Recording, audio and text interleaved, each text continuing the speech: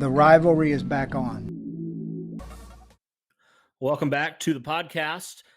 I'm your host, Cody Felger, alongside me, Derek Larger again. And today we're going to dive into an interesting topic. And so the Chargers announced on Monday, February 10th, that they were not going to bring back quarterback Philip Rivers. Rivers has been the quarterback for the Chargers for the last 16 years. And he now enters free agency. And I know a lot of people have already linked the Colts to Rivers.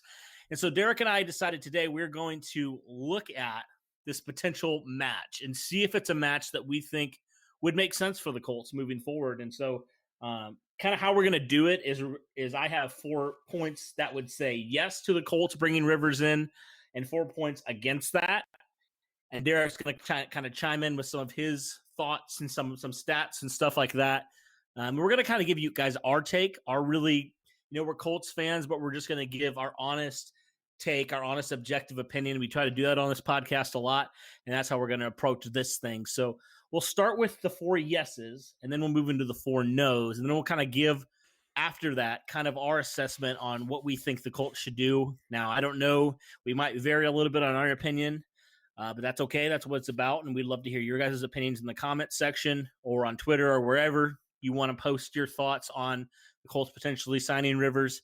And so I wanted to move into the first yes point. And the first yes point for me, Derek, is I wrote deep ball / passing offense.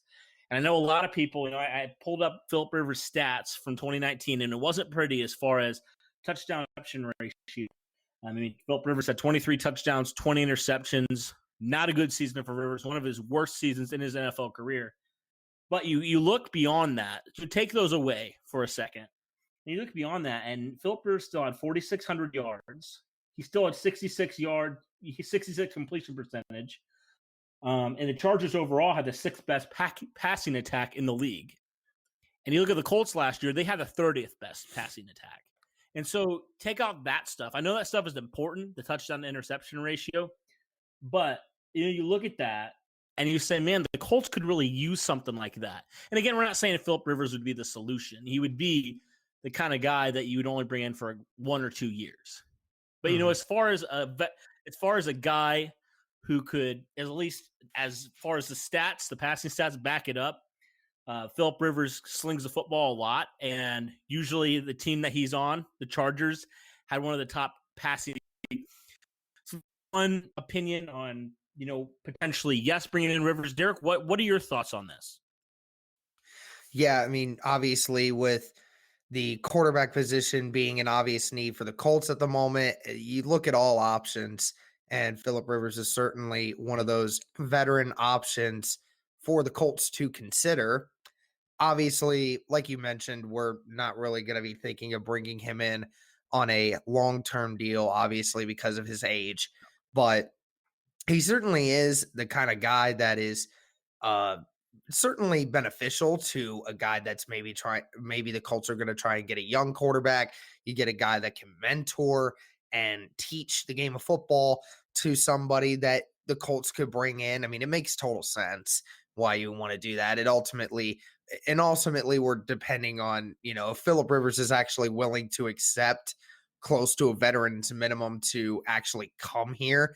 And I said that on Twitter multiple times, how I don't necessarily think Philip Rivers is trying to stash out a big payday. I think he knows that those times are done for him. I think he just wants to start over with a new franchise and get some of the last few years of his career in a spot where he knows he can contribute and do something for us. And, this could be a thing where Philip maybe comes in and, maybe starts for 1 year, trains Jacoby Brissett and, maybe some other quarterback that we either don't bring in or we do bring in. And then, Philip can just be that guy for a few years when we actually do find that quarterback that we want. But yeah, when the stats and everything, his best game that he had last season was in week 14 when he went 16 of 22 for 314 yards and 3 touchdowns. There was a couple times where he threw the ball past 20 yards. He did not complete any of those, unfortunately, but We're going to talk about that a little bit more here in his passing accuracy and everything else. But yeah, like you mentioned, the whole season for the Los Angeles Chargers was really bad. Like, you had that Melvin Gordon situation and Keenan Allen not feeling very happy, and it had a couple injuries to guys like Hunter Henry and on that offensive line, and their defense, as prolific as that defense could be, they did miss Derwin James for a little bit. They had a couple issues. So, they were a team that just was a hot mess for a lot of times. But I think Phillip Rivers, under a system that has Frank Reich and some other stuff that he can exploit, I think that is it is an intriguing option to consider having Phillip Rivers come to Indy. Yeah, and that's one thing I didn't mention, Derek. I didn't have this on my point, but that's something that you brought up, is the right connection. When he was there in San Diego for those couple of years, I mean, he knows Phillip Rivers. Phillip Rivers knows him, so that could be a potential thing. But going back to what you were talking about, with bringing in potentially a quarterback, I don't think that even if you bring in Rivers, I don't think that hinders your draft plans as far as drafting a quarterback. I know, Derek, we were talking with our friend Zach Hicks from StreetBlue.com. And he was really adamant, like, you have to address the quarterback position. And I think that just even if you sign a guy like Rivers, doesn't mean that hinders potentially taking a quarterback, whether that be, trading up for a quarterback, Justin Herbert, Jordan Love, or whoever that would be. I think that one thing, and that's my second point, is just having a guy like Rivers who's done it for 16 years at a very high level, some would argue a Hall of Fame level. It would be really good for a young quarterback to see and sit under a year or whatever, what have you there. And it would just be really good, I think, for that guy to just get in the head of a guy like Phillip Rivers, see how a pro handles it. And I just think it'd be really good, for a good mentor for a young quarterback. Overall, if you bring in Rivers, he's been one of the better quarterbacks in the last decade and a half. I mean, really. And so I think that's kind of a second point that we have, Derek, why we would think, yes, that would make sense for the Colts to bring in Rivers, because even if you do draft that guy, doesn't mean he's automatically going to go and start for you. And I think that's something that, we've seen different ways of doing that. We saw with Patrick Mahomes. I mean, he sat under Alex Smith for a year, and he learned and he grew, and then he came out and and really just lit the world on fire as far as, as a player, and now he's a Super Bowl champion. And obviously we're not going to try to compare that. That's not fair to any of the guys that the Colts would potentially, but it's kind of like, do go a similar route. Maybe it's a little bit different route, obviously, but you have a veteran quarterback that's been doing it for a while, and you let a young quarterback that you draft and potentially trade up for, just watch and just sit and just soak it all up from a guy that's been doing it for a long time. So that's what makes sense for me for number two. For the number three thing, I think one thing that Chris Ballard was talking about, we went back to our thing when Chris Ballard a couple weeks ago was on with Dan Dockich. He was really talking about just this lack of leadership, he felt like, in the locker room. And he felt like, even when the Colts were sitting there too, they beat the Chiefs, they were riding high. And then, things obviously went really downhill and really went spiraling out of control. And he felt like a lot of those veteran leaders from 2018, there wasn't a lot of veteran leadership in there to hold guys accountable. Now, that's one, love him or hate him, one thing that Phillip Rivers does is he's very vocal. He's very vocal. And I think one thing that he would do is he would not let his team get away with things. He would not let guys get away with being lazy, not doing what they need to do. And he'll call people out. He's not afraid to do it. He's one of the more high-profile personalities in the league, especially at the quarterback position. And I think it could be potentially something that you like. If you, like I said, you might love Rivers, you might hate Rivers. But the facts are that, Rivers is a guy that's going to do that. And that's something I think that, you don't really get with Jacoby Brissett. Maybe he leads in different ways. And again, all people lead in different ways. But maybe that maybe the argument could be made that if you bring a holds guys accountable more, he's not afraid to call guys out because he's been doing it for a long time, there's also that, respect thing. You think this guy's potentially a future Hall of Famer. I better listen to him as opposed to who the crap is. Who cares what really Jacoby? We like Jacoby, but I mean, it's just different for me. I think it would be different for me if I was a player in there, Phillip Rivers compared to Jacoby Brissett. I think I would tend to listen a lot more to what Rivers has said because he's done it for a long time. That's kind of my third point. What do you think about that potential, leadership thing for Rivers with the Colts? Yeah, I mean, it's weird how we define the term leadership. We sometimes we see it in different phases. I think necessarily when you look at the offensive side of things, the leadership does have a little bit of lack of leadership in that regard where, T.Y. Hilton is a good leader. Definitely is a good leader, but he leads by example. He's not a very talkative kind of guy. He leads by saying, do as I do, not as I say. He is that kind of guy that will just go out there, do what needs to be done. And that's his form of leadership. Nothing wrong with that. That's just how it is. But, there is certain ways that you can be more communicative that gets to people in a different way other than that. And Phillip Rivers is among those that definitely is very vocal when he's hyped up or when he's mad at people. He does let everybody know what's on his mind, which, certainly can be a good and bad thing at times. But, and Jacoby Brissett is that kind of guy as well. He is a very energetic guy, but at the same time, he's still young and leadership is still a good thing that he has, but it's kind of one of those things like how much does the offense actually get fired up under his watch? And it's kind of, I think it's different when Phillip Rivers definitely does it. Defense, I think, has, that with Justin Houston and Jabal Shear. Justin Houston's a very vocal guy. I think it's just still with the fact that this team is still so young in so many different ways.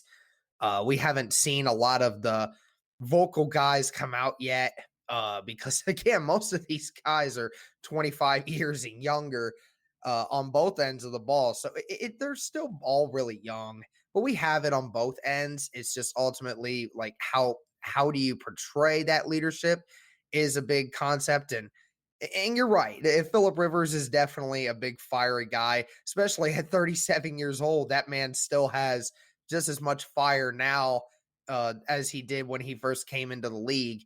So that certainly does help when an offense is rolling or if somebody needs to be put in check, and when we obviously saw what Ebron, the situation with Ebron and him kind of slowing what I think might have actually hurt the offense's morale because of how he was reacting to not getting as many touches, I think might have slowed that offense down. I think Phillip Rivers kind of would get in the face of an Eric Ebron and make a situation like that better, kind of call him out, be like, this is not about you. This is about the team that needs to happen here.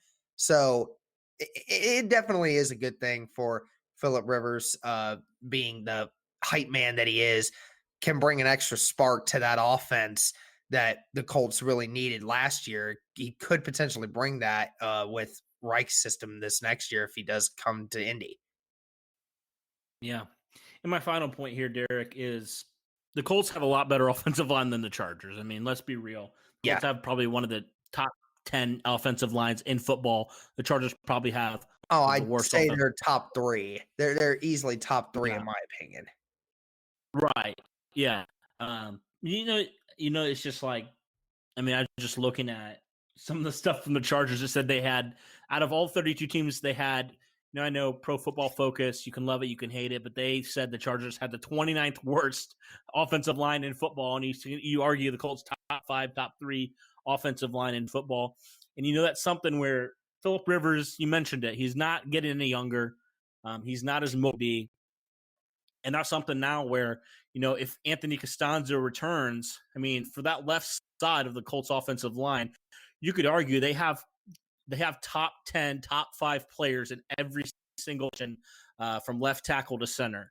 And I think that's huge for a guy like Rivers, who obviously is not, like I mentioned, not as mobile, needs to be in the pocket more, and he can do that now. He could do that with Colts offensive line as opposed to the Chargers offensive line where he's under pressure about every play. You can't really do much with that. I think that was a big reason. You can blame Rivers, and it's valid. But also, a quarterback's only as good as his offensive line, especially an older, aging quarterback like that. And I think that would potentially help Rivers a lot because, with any quarterback, I mean, how do you beat the best quarterbacks? We've seen it time and time again. How do you beat Tom Brady? You keep him off the field, and how do you do that? You get pressure on him. And that's, I think, what, even, as you get older, especially, you can't escape all those anymore. And, we've just kind of seen that over the years with every quarterback. Father Time is undefeated at this point. And so that would be another reason why I think it would be potentially a good fit for Philip Rivers. He'd just have more protection. He would be able to find guys open more. And we talked about going back to the first thing I talked about with the stats. I mean, I don't know if it was all – I didn't watch a lot of Philip Rivers film in 2019. I don't know if a lot of it was just mental mistakes, but I would wager that a few of those mistakes were because he was under pressure trying to make a play. He's not 23-year-old Andrew Luck out there taking beatings and, throwing with 5 guys draped on him. I mean, it's just not reality. And so that's just my take on why I think that would be potentially a good fit. Derek, do you have anything to say before we move on to the 4 reasons why that wouldn't be a good fit, why Rivers would not be a good fit in Indianapolis? Why he would not be a good fit. I mean, ultimately, it's kind of one of those things that, it's with the contract is another thing that goes with it. We don't know what his money situation is going to look like. You could make the argument that, he may not give everything that he has because he knows that he's not going to be the full participant for the long-term construction of this team. That's all that I can really think of at the moment, other than, stating the fact that we are going to see a lot more interceptions if Philip Rivers does end up going, because ultimately that's what he is. He's more of a gunslinger. He does take risks. And, from what I've seen from Colts fans, they're not as worried about the interception total just as long as we're seeing more touchdowns. So at least that's what I'm getting from the general consensus of some of the Colts fan base. So, if that's what we're okay with, then that might be what we need. Yeah, and that kind of leads me to my first point. We look at the season that Rivers had. I mean, I can say all I want, throw out the touchdown to interception ratio, but I mean, let's be real. Philip Rivers threw 20 interceptions in 2019. I mean, that is insane. That's a lot of interceptions to throw. And so that would be something that, would be kind of hesitant. Yes, you get a guy who throws more touchdowns, throw more yards, but you also get a lot more turnovers. And it's like, do you want to trade that other than the guy that doesn't turn the ball over, but you don't really get much from your passing attack? And so that's something the Colts are just going to have to weigh. So that, just coming off a bad season, does Rivers have another couple decent to good seasons left in him? And that's my second point, just his age. He's going to turn 38 in December. So he's getting up there in age. He's becoming more immobile, like we talked about.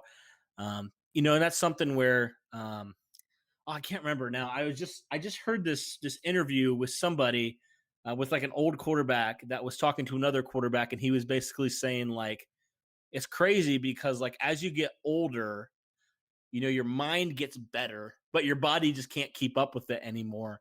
And that's, I guess that's a question with his age. Is that kind of the situation that Rivers is in, where his mind is fine, he just can't make the throws that he could make, even last year. I mean, that's just something that the Colts will have to weigh and they'll have to think about with now Rivers being a free agent, potentially on the Colts radar. My third thing is, if you sign Rivers, this is just a Band-Aid solution. Do the Colts think, we have Philip Rivers for a couple of years, we can afford to not take a quarterback, and then next year, instead of being at 13, you're sitting there at 20, 22, and when you could have drafted a quarterback higher up, and then you have to give more resources if you want to go get your guy. And do the Colts look at it as like, we're fine with the quarterback position if we sign Philip Rivers, we don't have to go draft a guy? That would just be something that I'd be kind of wary of because the Colts do have some holes that we've talked about with our mock drafts and stuff. They do have some other positions that they need to fill. Would the Colts view that as that and not get their long-term guy of the future this in this draft in 2020. Do you have anything to say about that, Derek, before I move on to the last point here? Yeah, I mean, ultimately, it is about finding the franchise guy. We've seen that you need that in order to win championships, and there's a lot of high quality quarterbacks in this draft this year. You know, you don't want to try holding off on a quarterback that's your franchise guy, because ultimately that will render you for the next few years. And with Darius Leonard, Quentin Nelson, and a couple other guys that are just now hitting their prime. I mean, Darius Leonard has been the best linebacker in the NFL over the last 2 years, and that's just his first 2 years. Quentin Nelson's now regarded as the best offensive lineman in football by many. And we're just starting to see the trend of the Colts heading in the right direction. We just need to find the solution to the rest of the equation, which could be that young quarterback that comes in and turns this franchise around. Yeah. Yeah. And that kind of leads me to my last point here. You look at the Chargers of 2019. I mean, they had some good targets. They had Hunter Henry, good tight end, Keenan Allen, good receiver. And then you know how you have a guy like Mike Williams, a good receiver, and you have Austin Eckler. I mean, Philip Rivers had a good supporting cast around him in terms of skilled position guys. And my question would just be, I would say right now, I know the Colts have free agency in the draft to address this. Right now, I would say the Colts definitely have worse passing options and worse supporting cast as far as skilled positions are concerned. So would that be a concern as well? That Philip Rivers doesn't have, a guy like Keenan Allen, he doesn't have a guy like Hunter Henry or Austin Eckler. You can definitely address it in the offseason, and I think the Colts will address it. But that would just be something that I would question. Would it lead to even a worse season for Rivers if he didn't have those kind of guys who can go up there and make a play?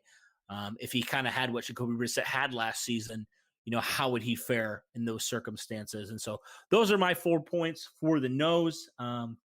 And so, you guys obviously have opinions. Some people are saying, yes, bring Rivers in. Some people are saying absolutely not. Under no circumstances, bring Philip Rivers near the Colts. Derek, what is your thoughts? Thinking now the 4 yes points, the 4 no points. Where do you kind of stand on signing Philip Rivers for the Colts in 2020?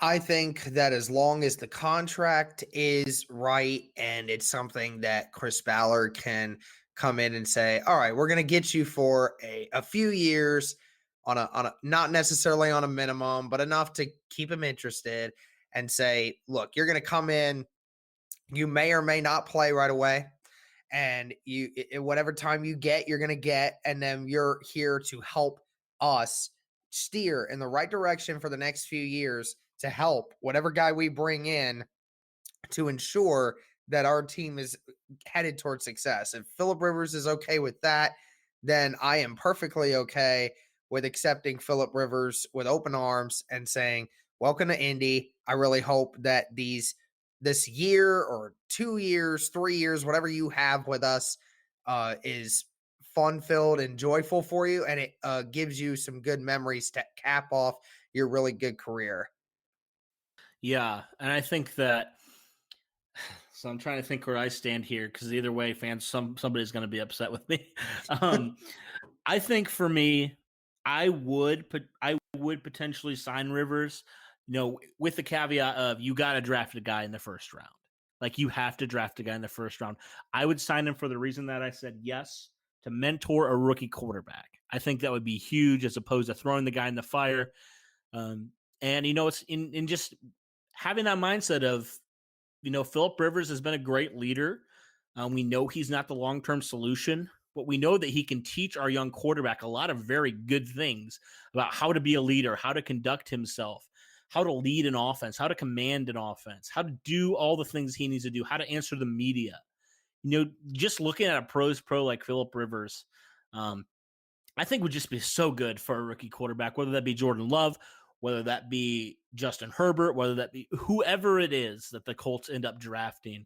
I think they have to draft a quarterback. If not with that number 13th pick, if not with a trade up, I think they have to at least address it in the first couple rounds. I think it's an absolute need. And so that's kind of where I stand as far as Philip Rivers is concerned. And, some people it seems like there's really there's two sides here. It's like Philip Rivers is terrible. Why would we want him here? That's a step back for the franchise. And some people who are like, we love Philip Rivers.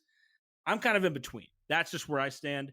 But I'd love to hear what all our fans and all our followers think about signing Philip Rivers. Love to hear in the comments. Again, if we all have different opinions. You all have different thoughts. We kind of try to take the emotion out of it and just try to think logically. If we were sitting in Chris Ballard's shoes, what would we do? What would make the most sense to us? But again, we don't know. Chris Ballard has a giant brain, and he knows a lot more than we do. And so, we trust the guy. We trust his judgment a lot more than us because this guy drafted 2 All-Pros in 1 draft. So he's obviously a lot smarter than both of us. And so, yeah, that's just kind of where I stand. But I'd love to hear just your guys' thoughts on signing Philip Rivers on a 1 to 2 year deal potentially, or whatever you think would be the best for the Colts moving forward. But I think that's all we're going to do for this episode, Derek. Do you have anything else you want to say before we sign off here? No, that's it for me, man. I've pretty much said my piece. Absolutely. Well, thanks, guys. We really appreciate your support. And, yeah, leave a comment below on whether you think the Colts should sign Philip Rivers or not. So, yeah, with that, thanks, guys, and go Colts.